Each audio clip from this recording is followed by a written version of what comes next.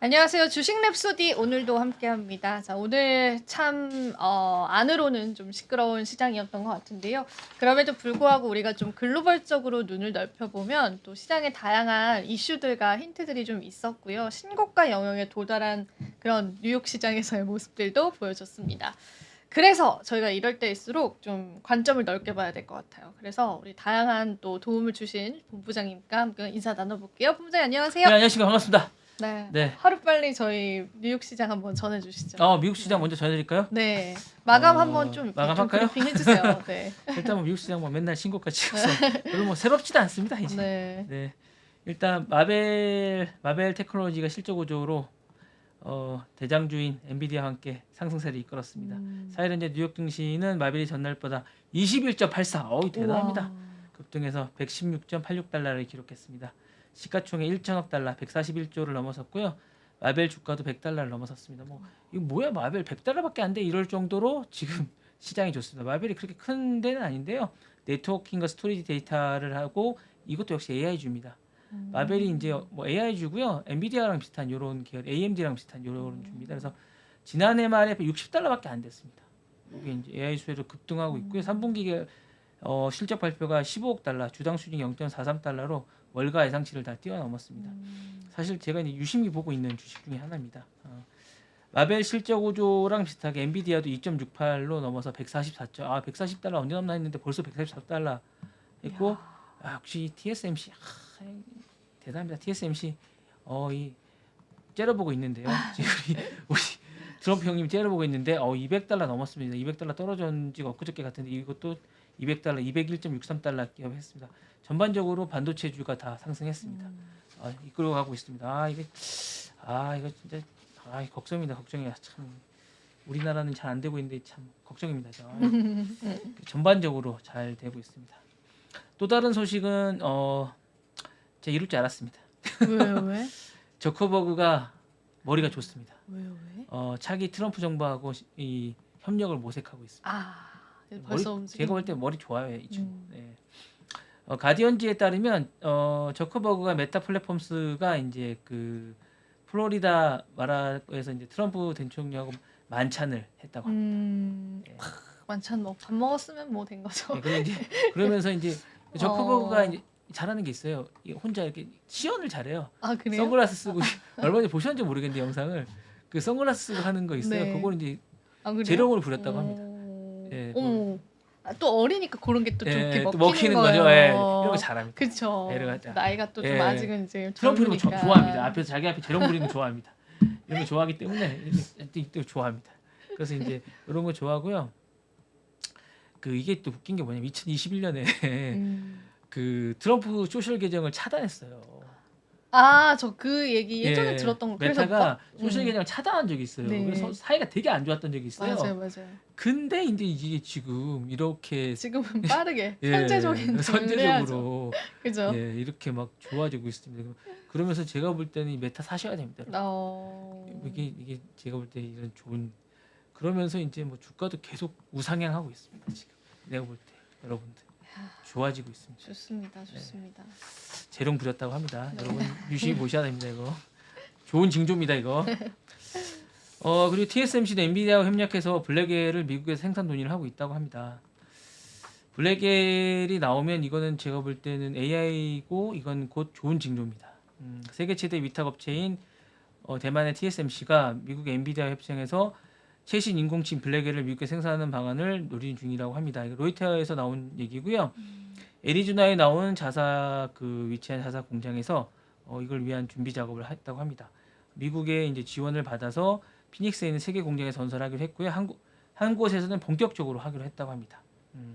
이거 뭐 이거 한다고 하는데 우리나라에서는 이걸 대한 뭔 얘기가 없네요. 지금은 뭐 그럴 수 있는 상황이 저희도 좀 아니긴 하죠. 네네. 그래서 한편 TSMC 애리조나 공장은 애플과도 AMD 고객으로 확보한 상태라고 하니까요.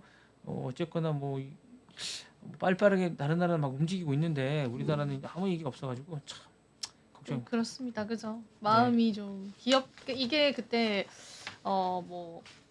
그 일이 터지고 나서 그 재계 회장님들끼리 모이셨더라고요. LG 쪽, 현대 쪽, SK 쪽이랑 네네네네. 해가지고 이제 우리가 또 대응을 해야 되니까. 근데 네네. 일단 국내 기업 살리기가 저희한테는 또 좀 중요하잖아요. 네네. 그래서 외국인 투자자들 이탈도 이제 그 국내가 글로벌적으로 좀 매력 있는 기업이 없다라는 그런 네네네. 평가가 있다 보니까 네네네네. 이제 기업의 입장에서는 지금의 이런 상황이 전혀 이제 좋을 거는 없는 거죠. 외교적으로도 좀 문제가 생기고 네네네. 하니까. 그래서 참 뉴욕 시장을 이제 본부장님 브리핑 해주실 때 보면은 더 속상해요. 너무 좋으니까 여기는 또. 근데 이제 이게 좀 지금부터라 좀 준비를 할 필요가 있고요. 음. 사실은 좀 뭐랄까 좀 이런 게 없는 것 같아요. 제가 이제 좀 기업이 육성을 좀 해줬으면 좋겠다는 생각도 있고 예전에는 대학을 좀 키우고 이랬던 게 있었던 것 같아요. 근데 그런 것도 좀 없는 것 같고 좀 이렇게 좀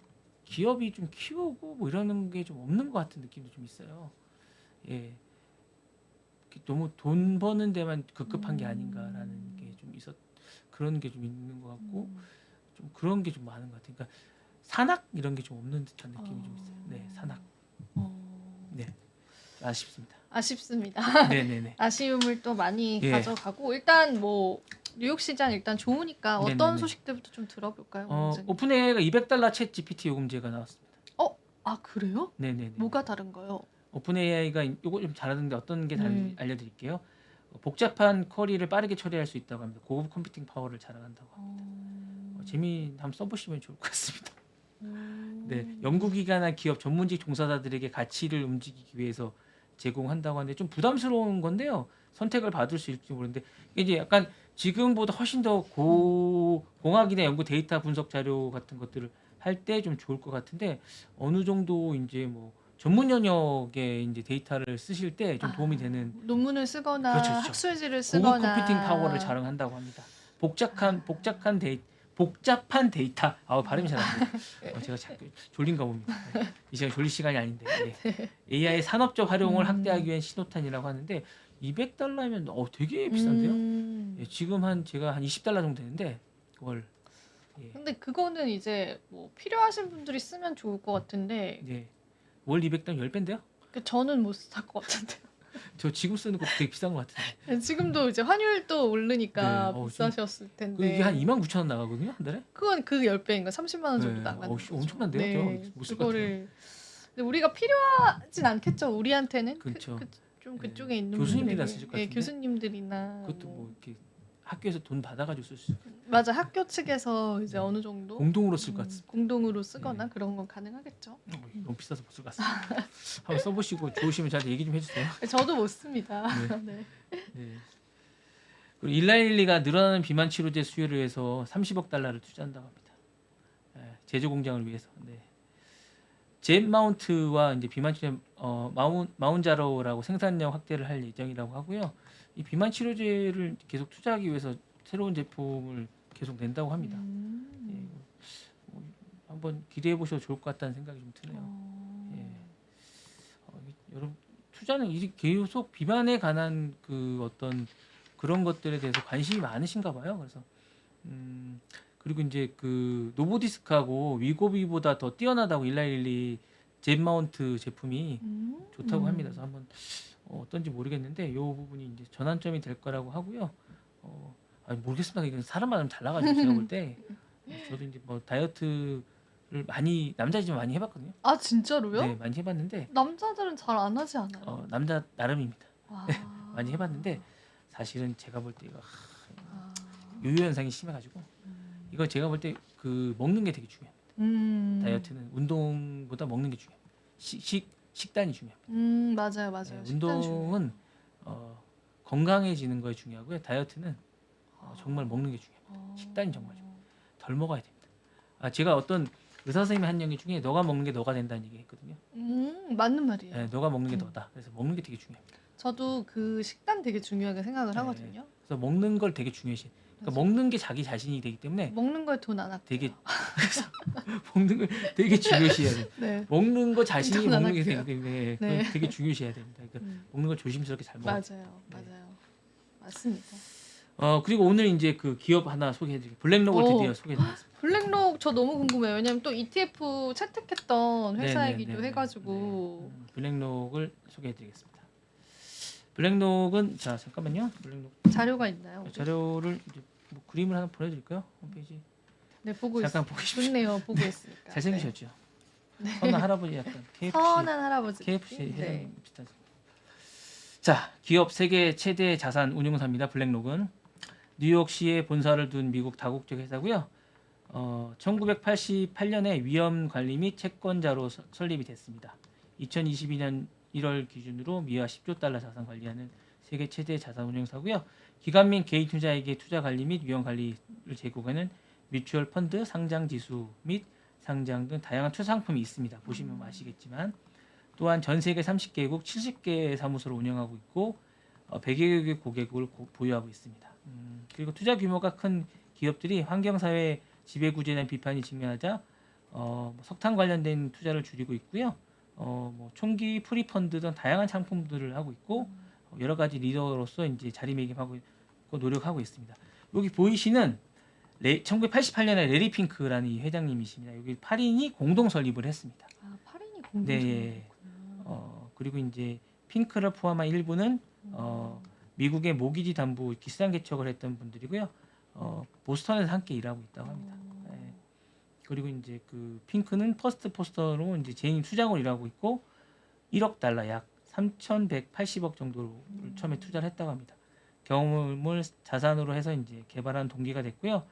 처음에는 이름이 이제 이 블랙록이 아니고 블랙스톤이라는 이름으로. 아, 그래요? 네네. 그게 더 좋은데 블랙스톤. 그걸로 이름을 했었고요. 피터 피터슨 등 위험 관리 전념 회사를 만들기 위해서 했고 이제 초기 위험을 이제 해서 이제 투자를 했고 몇 달 만에 흑자를 냈다고 합니다. 그리고 이제 1989년에 그룹 자산이 4배로 증가를 했다고 합니다. 와. 이후에 이름을 이제 블랙록으로 변경했다고 합니다. 1992년에 170억 달러로 자산을 늘렸고요. 그리고 1994년에 무려 430억 달러로 65조로 증가를 했고 그리고 이제 핑크가 인재를 끌어들이기 위해 지분 매각을 원했고 블랙스톤은 블랙록 지분을 전부 매각하고 그렇게 남았습니다. 핑크는 원래 이제 그 회장 겸 CEO가 되고 이제 그다음에 이제 그렇게 됐다고 합니다. 그렇게 이제 변화가 됐고요. 1999년에 이제 블랙록은 뉴욕 증권거래소에서 주당 14달러에 상장됐다고 합니다. 그리고 이제 1999년 말로 현재 이제 자산을 1,650억 달러로 다루는 걸 하고 있고요. 현재 203조 달러에 달하고 이렇게 하고 있다고 합니다. 그리고 2008년에 세계 금융위기 때 미국 정부는 금융 붕괴를 여파를 해결하기 위해서 이 블랙록이라는 기업과 계약을 맺을 정도로 아주 능력이 있다고 합니다. 그래서 최고의 선택이었다고 하면 잘 해결을 했고 블랙록이 그 다음에 연방준비제도위원회는 블랙록이 베스트 턴스와 아메리칸 인터내셔널 그룹 부채 해결을 위해서 이제 감독을 했다고 하고 잘 해결했다고 합니다. 2009년 블랙록은 처음으로 전 세계 1위 자산 운용사가 됐다고 합니다. 네. 그리고 이제 같은 해 6월 12일 바클리즈는 iShares에 포함된 ETF 사업을 블랙록에 매각을 했다고 하고요. 그리고 이제 2011년 4월 1일 블랙록은 S&P 500 지수에 포함이 됐고요. 그다음에 이제 포춘은 2013년에 블랙록을 세계에서 가장 존경받는 50대 기업으로 선정을 했다고 합니다. 포춘에서도. 네네네. 2014년에 더 이코노미스트는 블랙록이 4조 달러를 관료하는 세계 최대 자산운용사가 됐고 이 회사가 세계 최대 은행인 중국 공상은행보다 규모가 더 크다고 보도했다고 합니다. 뭐 이렇게 이제 되고요. 위험을 이제 전체 매출을 이제 제가 좀 봤는데 위험을 관리하는 출범 회사답게 전체 자문 수익의 매출의 82%가 이제 자문을 하는 자문 쪽. 예, 자문 쪽이 81%라고 합니다. 그다음에 그 중에서 ETF 주식이 가장 많다고 합니다. ETF를 또 많이 네, 만들잖아요. 많이 만들고 그죠? 있고, 예, 그다음에 이제 수수료나 기술 수수료가 3%, 7%, 8% 이렇게 차지하고 있다고 합니다. 경쟁사로는 뱅가드, 스트레이트, 뱅가드도 유명하죠. 예, 그렇게 있다고 하고, 요게 전체, 그러니까 요 3대 기업이 전체 그 글로벌 자산을 합쳐서 14조 달러라고 해서 1경 8천조로 정도. 8천조 원이에요. 블랙록만 일경이라고 알고 있는데 세 개가 합쳐서 아니 1경 8,000조 8천조 원이라고 합니다. 세 개가. 2경 정도. 세 개가 합쳐서. 크지만 네, 세 그리고 개 이제 합쳐서. 요거와 그 외에 있는 게 피델리티 정도가 이제 피델리티고 그 다음을 따라오는군요. 아니 이게 뭐냐면 이제 네. 세 개가 이제 3대 글로벌 어. 자산사고요. 피델리티도 이제 경쟁사 정도. 경쟁사로 보고. 예, 한 4대 경쟁사인 거죠. 왜냐하면 그때 ETF 한창 블랙록이 네네네. 신청했었을 때 시장이 깜짝 놀랐고 네네네. 그다음에 피델이 네네네네네. 신청을 했거든요. 그래서 더 달급 깜짝 놀라더라고요. 근데 네. 그만큼 규모가 네네네. 엄청난 회사들이었군요. 네네. 그렇다고 합니다. 예, 오. 보시면 될 것 같고요. 매출은 10년간 한 차례도 빠짐없이 증가하고 있기 때문에 와. 여러분들 전 투자에서도 좋다고 보고 있습니다. 그래서 꾸준히 증가하고 있는 상태이고요. 제가 볼 때 잠깐 보여드릴게요. 좀 이따 잠깐 표는 좀 이따 보시면 네. 될 것 같고요. 계속 증가하고 있는 회사입니다. 이 회사는 계속 증가하고 있고요. 여전히 증가하고 있고 그다음에 이익률도 뭐 30% 이상씩 매년 유지하고 있습니다. 주가는 꾸준히 상승하다가 2018년에 한번 휘청했습니다. 그리고 다시 이제 계속 상승하고 있습니다. 그리고 이제 연간 상승률인 수익률은 뭐 35% 이상 그게 상승하고 있습니다. 펀더멘탈도 좋고요. 배당이 좋습니다. 이게 배당이 2% 3% 이상 되고 있습니다. 연간. 그리고 이제 블랙록은 가장 잘 운영하는 게 ETF입니다. ETF가 타의 추종을 불허하고 있고요. 가장 미국에서 잘 큰 ETF를 운영하는 운용사로 유명합니다. 그리고 매출이 성장이 꾸준하게 나는 세계 차장 운용사고요. 그다음에 그 기관뿐만 아니라 개인도 여기 많이 잘 운영해 주는 걸로 유명합니다. 배당 수익률은 3% 이상 많이 나고 있고요. 그래서 배당을 많이 받고 싶으신 분들은 이걸 해주시면 좋을 것 같습니다. 많이 하시면 좋을 것 같습니다. 결론적으로 보시면 그럴 것 같고요. 올해 평균 배당률은 1.95% 조금 낮은 편인데 그래도 미국에서 1.95면 상당히 높은 편이거든요. 그러니까 많이 하시면 좋을 것 같습니다. 그리고 지금 주가를 한번 보시면 잠깐 봐주시면 오늘도 이 정도 났습니다. 1044.78달러입니다. 그래서 보시면 제가 기술적 차트를 좀 잠깐 보여드릴게요. 저기 블랙록이 지금 떨어지질 않고 있습니다. 전반적으로. 예, 올해 보시면 한 달 동안도 이렇게 계속 상승하고 있거든요. 블랙록이.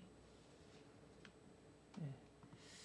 그때 한번 말씀했는데 이 블랙록이 그것도 많이 가지고 있더라고요. 비트코인 ETF도 아니 그거를 이제 운용을 하잖아요. 운용을 하고 네. 있는 것 같더라고요. 네. 꽤 많이 운용하고 있는 것 같고 전반적으로 그 주가도 계속 잘 방어하고 있는 것 같더라고요. 보니까 전반적으로 한 달 동안도 최근도 고점을 찍었네요. 보니까. 왜냐면은 그 ETF가 워낙 잘 팔려요. 네. 그게 이제 또 이쪽에 수익이 되고 네. 운용 수수료를 내기 근데 때문에 주가도 엄청나게 네. 한 주가 1,000달러 넘은 거니까 100만 원 넘네요. 아마 그 비트코인 ETF 영향도 많이 받았을 것 네, 같아요. 네, 왜냐면 네. 제일 뭐 여기 뉴욕 시장에 ETF가 한 10개 정도 되는데 거기 그러니까 이왕이면은 블랙록 걸 사는 거죠. 네, 같은 네. ETF이지만. 수수료를 그래서 다른 운용사들은 비교적 적게 해요. 네, 근데 네. 그럼에도 불구하고 블랙록 거를 블랙록이 그래서 제가 볼 때는 괜찮은 게 좋은 회사 같습니다. 10년째 이렇게 하는데 한국에는 별로 잘 아시는 분들은 다 아시는 것 같은데 사실 뭐 이제 한국에는 보니까 매그니피션트 세븐이나 이렇게 빅테크 기업들을 많이 추천하잖아요. 네. 근데 뭐 자산운용사나 이런 금융주들은 많이 추천을 안 하고 있는 것 같은데 맞아요. 블랙록 같은 걸 유심히 보시면 좋을 것 같아요. 그래서 이런 데도 투자해 놓으시면 저는 괜찮을 것 같은 생각이 듭니다. 그러니까 꾸준히 성장을 하고 있고 유심히 보시면 한 달째도 지금 계속 상승하고 있는 꽤 많이 상승을 했거든요. 보시면 이 저가에서 보시면 많이 상승했거든요. 제가 볼 때는 이렇게 보시면 많이 상승하셨고 그 계속 10년째 계속 지금 성장하고 있는 그런 기업이기 때문에 저는 괜찮다고 봅니다. 그러니까 이런 기업들을 좀 유심히 보시고 계속 근데 물론 이제 그 지수를 투자하시는 분들도 많이 있으세요. 이제 그렇게 하라고도 많이들 하세요. 미국 주식을 하실 때도 많은 분들이 우상향 시장이기 때문에 지수를 투자라고 하시는 분도 많이 계신데 S&P. 네네 네. 그런 지수를 하라고도 많이 하시는데 그게 이제 또 재미는 없어요. 투자를 하실 때 그런 부분들이 좀 있기 때문에 그리고 이제 자기가 분석해서 투자하는 재미가 또 있거든요. 미국 주식이. 그러니까 그런 재미를 또 보실 분들은 이렇게 하나하나씩 분석해서 조금씩 사셔가지고 투자하는 재미도 좀 있으시니까 미국 주식은 약간 투명하게 공개가 되거든요. 그래서 보시고 재미있게 투자하시는 것도 한 재미가 있으시니까 블랙록을 오늘 소개시켜드렸는데 저는 그런 면에서 블랙록은 약간 투명하고 재미있게 계속 우상향하면서 잘 공개된 기업이니까 보시는 게 좋을 것 같습니다. 네. 네. 좋습니다. 블랙록 우리가 한번 지켜보면 좋을 것 같아요. 근데 지금 너무 많이 오른 건 아닌가요? 지금? 오를 것 같습니다. 아, 더 오를 것 네, 같습니까? 저는. 아, 왜냐하면 이게 제가 이렇게 보면 숨겨지고 괜찮은 게 많은 것 같아요. 왜냐하면 물론 모든 게 다 이렇게 보면 메타도 제가 이렇게 보면 이 기업이 이런 게 있는 것 같아요. 기업들이 이거를 뭐라 그러지? 번 돈을 다시 투자하느냐 아니면 가지고 있고 딴 걸 하느냐 이런 게 되게 중요하거든요. 그러니까 이 블랙록도 그런 것 같아요. 다시 투자하는 것 같아요. 재투자를 예, 한다? 그러니까 이게 온전히 다시 투자에 뭔가를 노력하는 느낌이 있는 것 같아요. 그러니까 그게 되게 중요하거든요, 기업이. 그러니까 블랙록은 10년간 그걸 계속 해오고 있고 그걸 계속 하는 듯한 느낌이 들거든요. 그러니까 그게 되게 저는 기업에서 투자 가치에 되게 높게 평가하는 부분이거든요.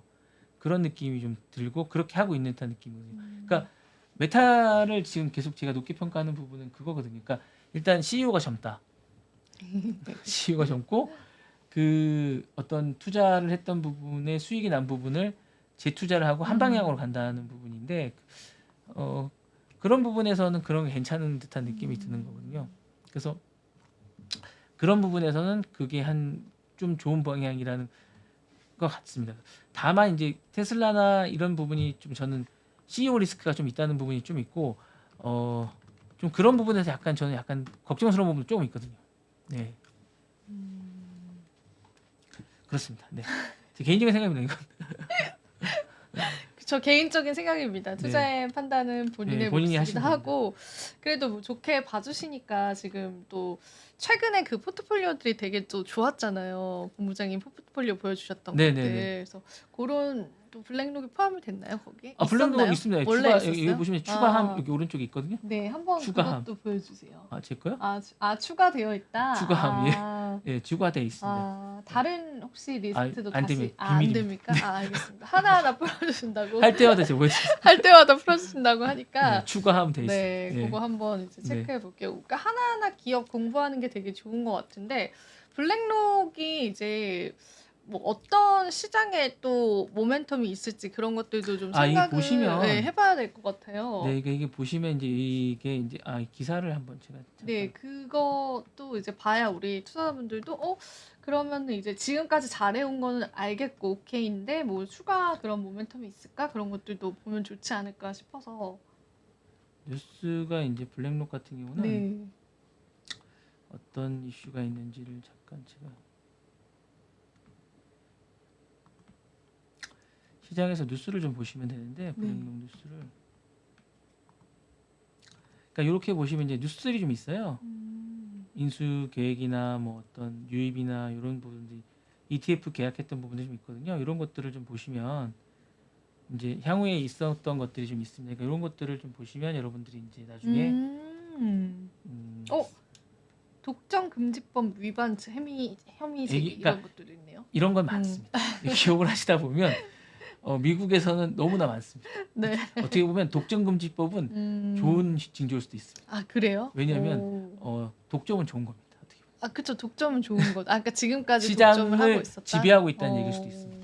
이런 그렇구나. 얘기까지 뭐 제가 네. 이건 주관적인 건데 네. 어쨌든 독점이라는 건 그 기업이 어쨌든 그 시장을 지배한다는 어떤 시그널일 수도 있는 거거든요. 자산운용사들의 독점금지법 위반이라는 건 그동안 이 블랙록이 자산운용에 대한 시장을 지배하고 있었다는 겁니다. 그렇네요. 예, 그걸 지배하고 있었다는 걸 반증하는 증거입니다. 그런 면에서 네. 지켜보면 좋겠습니다. 네. 오늘은 또 다른 이슈는 없나요, 본부장님? 다른 이슈 많이 있는데 시간이 지금 어떻게 되죠? 지금 한 5분 정도 하셔야 되는 거 아니에요? 네. 제가 먼저 그럼 하고 아니 남은 거는 할 건 많이 네, 있습니다. 예. 남은 거는 이제 그럼 같이 이야기 나눠보고요. 아니 하겠습니다. 예. 네. 도널드 트럼프 행정부가 또 그 테슬라 전기차 보조금 없애야 된다고 저는 또 얘기했습니다. 그 일론 머스크도 동의했던데요? 저는 왜 그런지 모르겠어요. 일론 머스크도 네. 그렇게 얘기했던데요? 예, 그러니까 네. 제가 볼 때 다 죽이고 혼자 살아남고 다시 그 이렇게, 자신 있다 이런 거죠. 그러니까 네. 뭐냐면 이런 것 같아요. 벼랑 끝 전략을 쓰는 것 같아요. 아. 예, 그러니까 일론 머스크가 정말 장사꾼이라는 생각이 드는 게 음. 일단은 다 하고 리셋을 하는 것 같아요. 그러니까 이게 벼랑 끝 전략을 쓰는 것 같아요. 본인이 일단은 자기는 일단 7,500달러 정도 없어도 자기는 버틸 수 있다. 왜냐하면 시장 지배력이 있기 때문에. 그리고 일단 비아디의 추격을, 그러니까 이 시장을 리셋해놓고 다시 하고 싶은 생각이 있는 것 같아요. 자신 있다. 네, 그리고 일단 내연기관 쪽의 전기차 추격이 만만치가 않아요. 그러니까 그 내연기관차 쪽에도 보조금을 주거든요. 전기차가 그냥 전기차 기관 쪽에만 있는 게 아니라 그렇구나. 내연기관 쪽, 그러니까 내연기관차 쪽의 전기차 보조금이 만만치가 않아요. 벤츠나 현대차 이쪽 보조기관 쪽의 전기차 쪽이 추격이 만만치가 않은 거예요. 지금 시장 점유율로 보면 그 테슬라가 많긴 하지만 내연기관 쪽 합치면 거기도 한 15에서 20% 정도 돼요. 그 추격이 만만치가 않아서 거기에 만만치가 않은 거예요. 그러니까 일단 거기를 리셋하고 다시 시작하고 싶은 생각이 좀 있는 것 같아요. 그리고 뭔가 제가 볼 때는 큰 그림이 있는 것 같아요. 예, 큰 그림이. 그리고 본인이 제가 한번 그때도 말씀드린 그 자율주행 쪽에 뭔가 생각을 좀 하고 있는 듯한 느낌이 좀 있어요. 그러니까 그리고 이제 공유랑 판매가 아닌, 그러니까 차를 판매하는 게 아니라 이거를 공유를 통한 뭔가의 구조를 완전 바꾸고 싶은 생각을 하고 있는 것 같아요. 그러니까 아예 차를 파는 게 아니라 차를 대여해서 그런 식으로. 렌탈을 한 뭔가를 하는 이런 식의 뭔가를 구상을 하는 게 아닌가. 구독 경제처럼. 예, 그렇게 그죠? 뭔가를 네. 저는 구독을 한다. 뭔가 그렇게 하는 뭔가를 장기간 렌트를 해주고 빌려주면서 싸게 빌려주면서 뭔가를 하는 우버와 뭔가를 하는 이런 식의 뭔가를 구상하는 듯한 느낌이 들어요. 그렇지 않고선 저는 이거를 찬성한다? 이거 이해가 잘 안 돼요. 뭔가 아예 시스템 자체를 본인이 바꾸는 뭔가 큰 그림으로 그래서 이쪽 시장을 완전히 죽여버리겠다는 생각을 하는 듯한 느낌이 들어요. 예, 큰 그림을 갖고 있다. 그렇죠. 거기 한 표 던집니다. 저는. 그냥 죽을 사람은 아니죠. 예, 그러니까 제가 볼 때는 그래서 아예 시장 자체를 이쪽을 완전 그쪽 시장을 재편하겠다는 생각을 갖고 있는 것 같아요. 그러니까 이런 식으로 하다가는 테슬라도 곧 망할 거다. 이쪽 시장이 너무 악화되고 있다라는 생각을 것 같아요. 그러니까 최선성이 안 맞다고 생각하는 것 같아요. 그렇네요. 네, 그렇죠. 왜냐면 2차 전기차 쪽이 전반적으로 지금 안 좋은데 네. 근데 거기서 비아디도 따라오지. 그다음에 뭐 내연기관 쪽도 지금 전기차 시장을 계속 따라오고 있거든요. 그러니까 이 기술이 특별한 기술이 아닌 거예요. 네네네네. 그냥 누구나는 네네네네. 아니겠지만 그래도 쉽게 따라올 수 있을 네네네네. 만한 기술력이기 때문에 아예 그냥 시선을 바꿔버리자, 관점을 예. 바꿔버리자 이렇게 테슬라 그래서 쪽에서. 제가 볼 땐 네. 공유기관 쪽하고 지금 계속 뭔가를 계속하고 그쪽에 계속 찬성을 보내면서 그리고 이제 그쪽에 계속 뭔가 시너지를 내고 계속 뭔가 그쪽에 뭔가를 해요 지금. 그래서 거기에 뭔가 계속 투자를 하고 그다음에 AI 기술을 그쪽에 뭔가 계속 뭔가를 내거든요. 특허를. 그러니까 제가 볼 때 뭔가 계속 생각이 있어요. 그러면서 아예 그쪽에 틀을 바꾸고 그러면 경비가 확 줄거든요. 판매 시설, 그러니까 그 어떤 판매 체계나 그 판매하는 쪽에 인력도 확 줄일 수 있어요. 본인이. 그러면 그쪽 비용이 싹 들죠. 그러면 많이 팔 수 있죠. 저는 그러면 완전 시스템이 바꿔진다고 보거든요.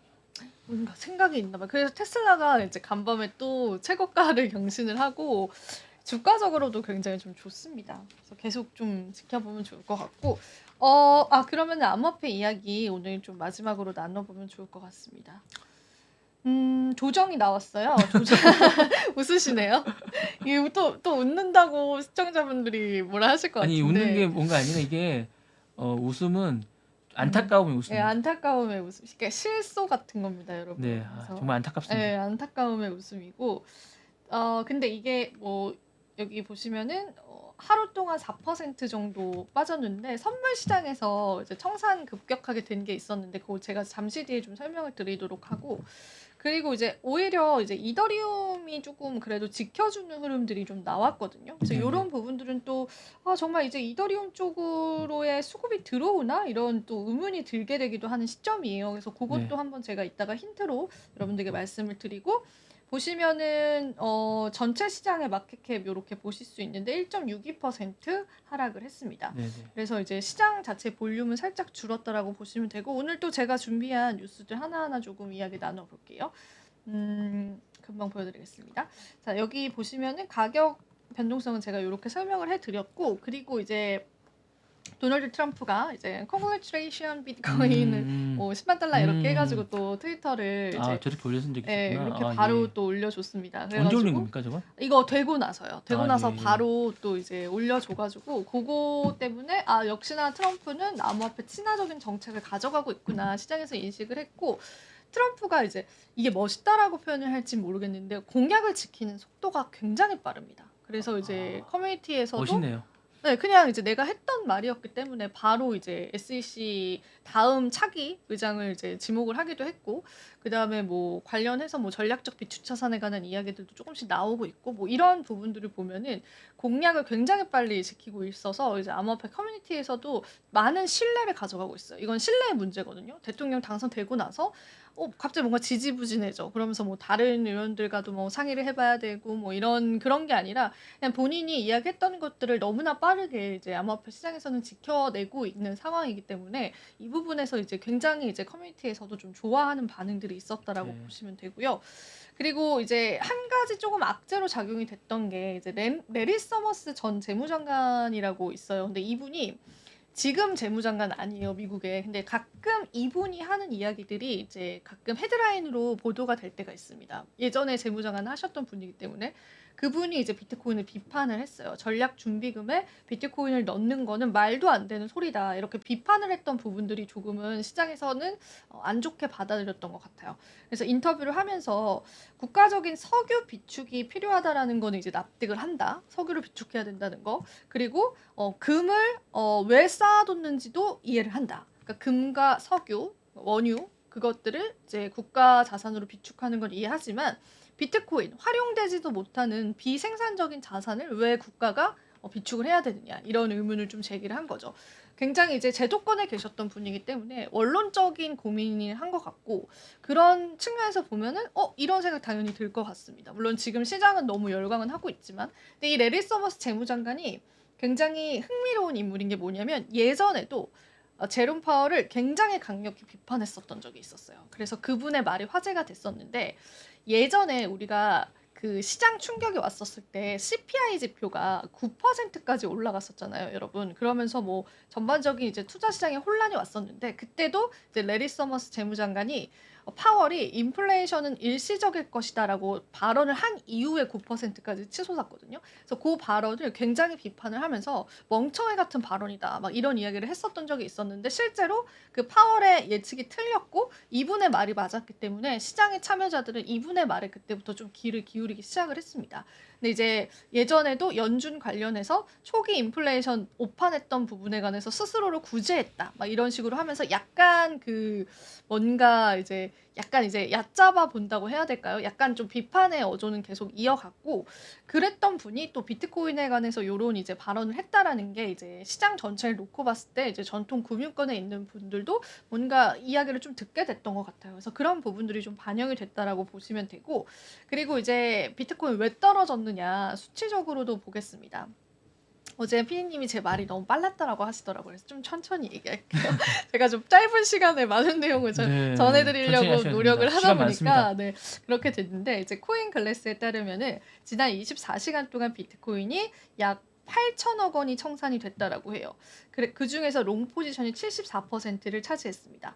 롱 포지션, 이제 선물 시장에서 롱을 잡는다라는 거는 시장이 더 상승할 것이다라고 내다보는 그런 관점이잖아요. 근데 워낙 시장이 열광했었기 때문에 시장 참여자들은 롱에 많이 베팅을 했었어요. 근데 어떤 분석가들은 이 물량을 한번 청산시키고 비트코인이 숨 고르기를 할 거야라는 그런 인식도 있었는데 그분들의 어떤 전망과 맞게끔 급격하게 롱 물량들이 청산이 되면서 비트코인이 이제 한번 이렇게 휘청이고 흔들렸습니다.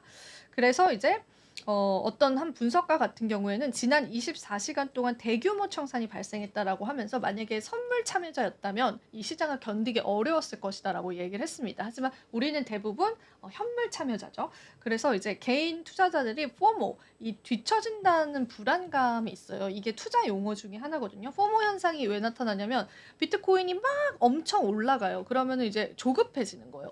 나도 빨리 비트코인을 매수를 해야 되는데 지금 비트코인 매수 안 하는 거는 정말 바보 같은 건가? 이게 항상 투자 시장에는 포모 현상들이 있거든요. 이 포모 현상을 이제 고점 시그널로 보는 그런 시선도 있는데 이런 포모 현상이 무리하게 나타나서 개인들이 매수를 했는데 일단 고래들은 보유 자산을 매도하면서 가격 하락을 촉발했다라고 분석을 했습니다. 그래서 간밤 비트코인 하락은 선물 시장에서 좀 촉발됐다라고 보시면 되고 지난밤에 이제 10달러, 10K 갔었을 때도 10만 달러 갔었을 때도 선물에서 먼저 10만이 도달이 됐습니다. 그래서 선물 시장이 조금 현물 시장을 지금은 살짝 선행하고 있다라고 보시면 돼요. 그래서 여러분들 이제 투자 전략 잡으실 때 참고를 해보시면 좋을 것 같고 그러면은 이제 비트코인 이제 마감에 관해서도 어느 정도로 마감이 지어질 것이냐 그 부분도 있어요. 12월 달에 그래서 보면은 지금 굉장히 많은 비율로 105K를 이야기를 했고요.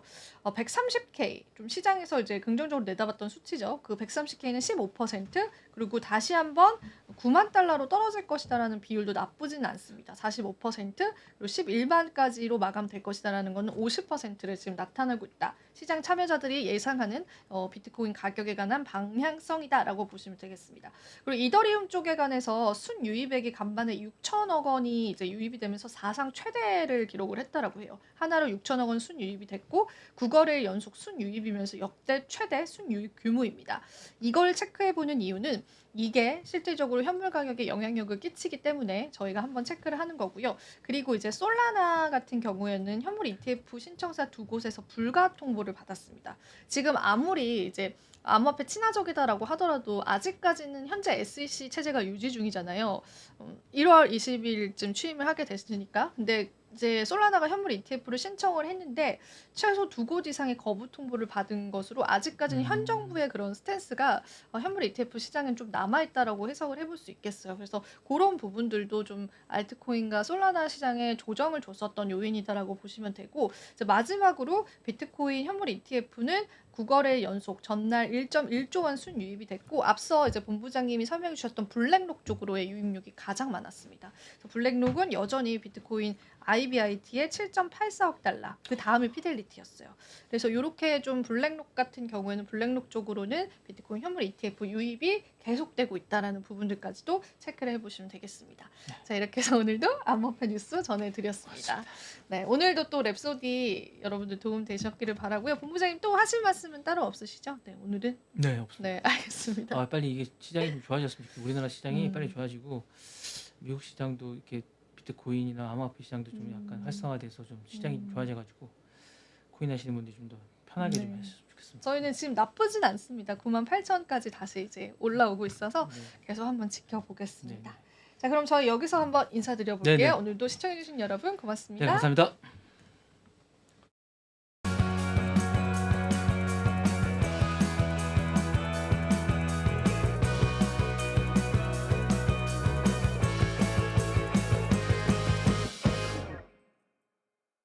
국내외 모든 경제 뉴스를 한눈에 파악해드리는 모두의 증시 진행의 최민주입니다.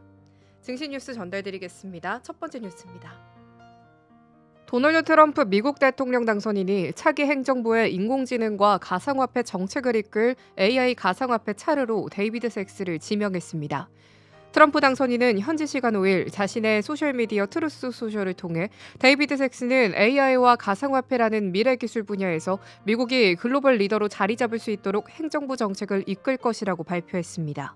섹스는 페이팔의 전 최고 운영 책임자로 실리콘밸리에서 유명한 페이팔 마피아의 핵심 멤버로 잘 알려져 있습니다.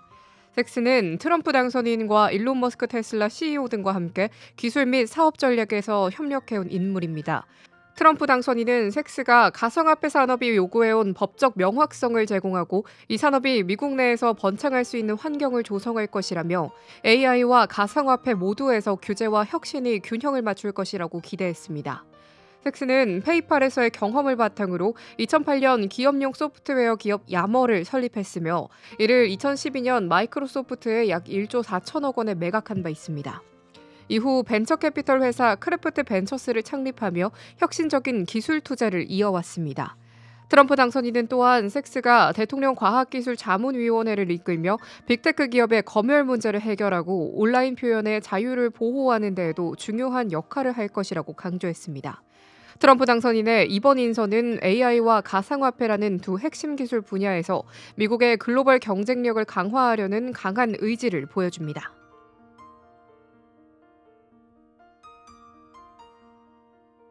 다음 뉴스입니다. 가상자산 시장의 호황이 지속되면서 국내 최대 거래소인 업비트의 시장 점유율이 크게 상승했습니다. 업비트가 트럼프발 불장의 최대 수혜자로 떠오른 가운데 독과점 논란도 다시 제기될 조짐입니다.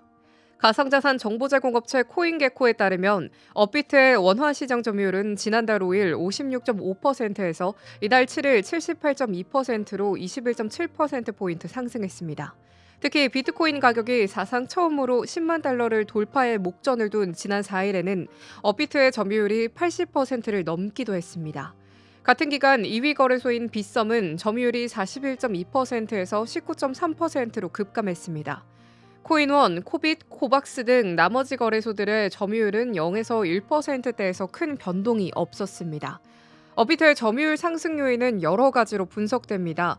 업비트의 높은 유동성과 원활한 거래 환경이 주요 요인으로 꼽히며 시장 거래량 증가로 투자자들이 업비트로 몰리는 경향이 반복되고 있다는 분석입니다. 또한 빗썸이 무료 수수료 이벤트를 지난달 종료한 것이 이용자 이탈의 원인 중 하나로 지목되고 있습니다.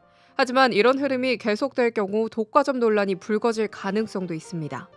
업계는 내년 1월 도널드 트럼프 미국 대통령 당선인이 가상자산 산업 육성 방안을 제시할 것으로 예상되면서 호황이 당분간 지속될 것으로 보고 있습니다. 하지만 이 과정에서 거래소 간 격차가 심화될 수 있다는 우려도 나옵니다.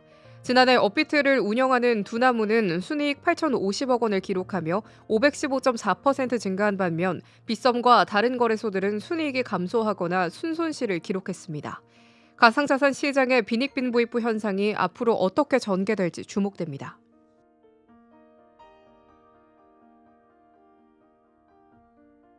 다음 뉴스입니다. 비상계엄 사태 여파로 한국 경제의 불확실성이 커진 가운데 세계적인 AI 붐 속에서 한국과 대만 증시가 희비가 엇갈리고 있습니다. 대만은 AI와 반도체 중심의 강세를 보이고 있는 반면 한국은 정치적 혼란과 기술 경쟁력 약화로 고전하고 있습니다. 블룸버그 통신에 따르면 대만 증시 시가총액은 한국보다 약 9,500억 달러, 한화로 약 1,352조 원 많습니다. 올해 대만 증시의 주요 주가 지수인 자취안 지수는 30% 상승해 2009년 이후 최고의 한 해를 보내고 있습니다. 반면 한국 포스피는 올해 들어 약 8.5% 하락하며 주요국 증시 중 부진한 성적을 기록 중입니다. 대만 증시 상승의 중심에는 세계 최대 반도체 수탁 생산업체 TSMC가 있습니다. TSMC는 올해 주가가 약 80% 오르며 대만 증시를 이끌고 있습니다. TSMC는 엔비디아와 애플 등 글로벌 기술 기업에 첨단 반도체를 공급하며 견고한 공급망 생태계를 구축하고 있습니다. 반면 삼성전자는 올해 주가가 31% 하락하며 오만전자에 머물고 있습니다. 삼성전자는 AI 서버에 사용되는 고대역폭 메모리 분야에서 경쟁사에 밀리며 어려움을 겪고 있습니다. AI 관련 기업의 비중에서도 두 나라는 격차를 보입니다. 대만은 AI 관련 기업 비중이 73%에 달하지만 한국은 33%로 상대적으로 낮은 상황입니다. 정치적 혼란과 경제성장 둔화로 한국 증시에 부담을 작용하고 있습니다. 한국은행은 최근 기준금리를 인하하며 올해 경제성장률 전망치를 2.2%, 내년 전망치를 1.9%로 낮췄습니다. 반면 대만은 올해 성장률 전망치를 4.27%, 내년은 3.29%로 상향 조정했습니다. 전문가들은 대만 증시가 AI와 반도체 중심의 호조를 이어갈 것으로 예상하며 한국은 기업 지배 구조 개혁 등 근본적인 변화가 필요하다고 지적합니다. AI 붐 속 대만과 한국의 상반된 흐름이 글로벌 투자자들의 관심을 모으고 있습니다.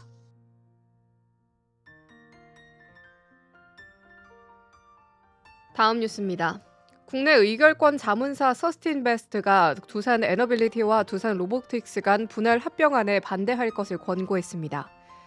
분할합병 비율의 적정성과 이해상충 문제를 지적했는데요. 찬반 의견이 팽팽히 맞선 가운데 국민연금의 결정이 분수령이 될 전망입니다.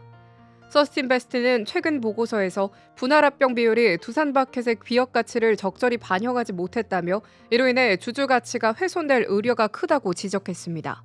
특히 두산마켓의 주가 순자산 비율이 글로벌 동종업체 대비 낮은 상태에서 분할 신설법인의 기업 가치가 적절히 평가받지 못했다고 비판했습니다. 또한 이번 거래가 지배주주와 일반 주주 간 이해상충 문제를 충분히 고려하지 않았다고 밝혔습니다. 서스틴베스트는 이사회가 그룹 구조조정의 필요성을 언급했지만 두산마켓의 내재 가치를 제대로 반영하기 위한 노력은 확인되지 않았다고 전했습니다. 이번 반대 권고로 국내외 기관들의 찬반 의견은 팽팽히 맞섰습니다. 글로벌 의견권 자문사 ISS, 캘리포니아 공무원 연금기금, 캐나다 공적연금 등은 반대 입장을 밝혔으며 행동주의 펀드 얼라인 파트너스와 두산 에너빌리티 주주연대 역시 반대표를 모으고 있습니다. 반면 한국 ESG 기준원과 글래스루이스 등은 분할합병안을 지지하며 찬성 의견을 냈습니다. 이처럼 찬반이 엇갈린 가운데 국민연금의 결정과 주주총회 참석률이 주요 변수가 될 전망입니다. 두산 에너빌리티 분할합병안은 출석 주주의 3분의 2 이상 동의를 필요로 하는 특별결의 사항입니다.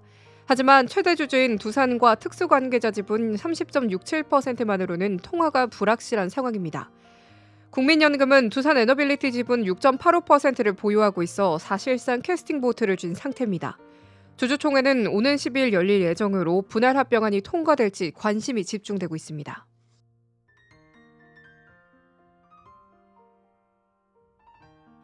다음 뉴스입니다.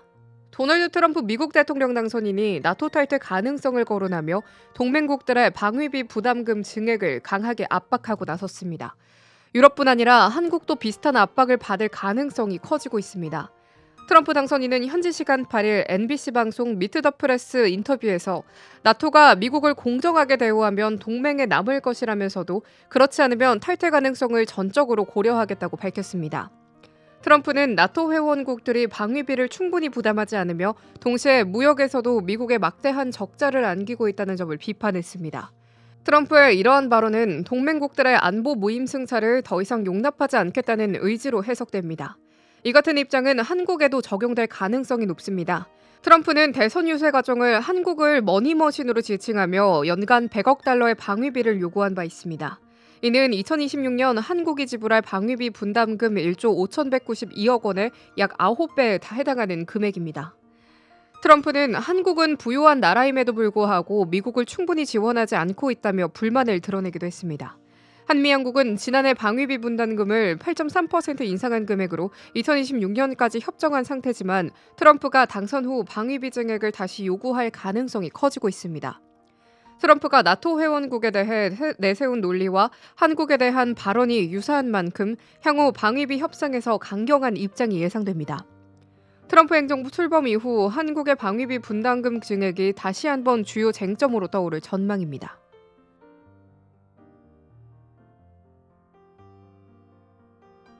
다음 뉴스입니다. 리플이 새로운 스테이블 코인 RLUSD를 출시를 예고하며 XRP 가격 상승에 대한 기대감이 커지고 있습니다. 리플의 스테이블 코인 RLUSD가 이달 말 출시를 목표로 하고 있습니다. RLUSD는 뉴욕 규제 당국의 승인을 기다리고 있으며 승인 시 XRP 시장에 변화를 가져올 것으로 예상됩니다. RLUSD는 거래 과정에서 발생하는 변동성을 줄이는 안정적인 중개 수단으로 활용될 예정입니다. 기존에는 은행과 금융기관이 리플을 구매할 때 환율 변동 리스크를 감수해야 했지만 RLUSD는 이러한 문제를 해소할 수 있을 것으로 보입니다. 코인게이프에 따르면 RLUSD는 리플의 유동성을 크게 높일 가능성이 있습니다. 예를 들어 은행이 10억 달러 규모의 RLUSD를 입금해 XRP를 대규모로 구매할 경우 저가 매도 물량이 소진되며 리플 가격이 급격히 상승할 가능성이 있다는 분석입니다. 한 시장 분석가는 RLUSD를 통해 리플 가격이 초기 0.5달러 수준에서 2달러 이상 최대 5달러까지 상승할 가능성을 제기했습니다. 이는 XRP의 낮은 가격대 물량이 빠르게 소진되고 새로운 높은 가격대가 기준점으로 자리 잡는 과정을 통해 이루어진다는 설명입니다. RLUSD는 국제결제 효율성을 크게 개선할 것으로 보입니다. 안정적인 결제가 가능해지면서 금융기관이 XRP를 더욱 적극적으로 채택할 가능성이 커지고 있습니다. 이는 XRP의 수요와 가격 상승을 동시에 촉진할 수 있는 주요 요소로 평가됩니다. 리플의 RLUSD가 실제로 XRP 생태계와 가격에 어떤 영향을 미칠지 출시 이후 시장의 반응이 주목됩니다. 이상으로 모두의 증시 마칩니다. 본 방송에서 전달드린 내용은 투자 판단에 대한 조언일 뿐 해당 자산의 상승과 하락을 보장하지 않습니다. 시청해주신 여러분 고맙습니다.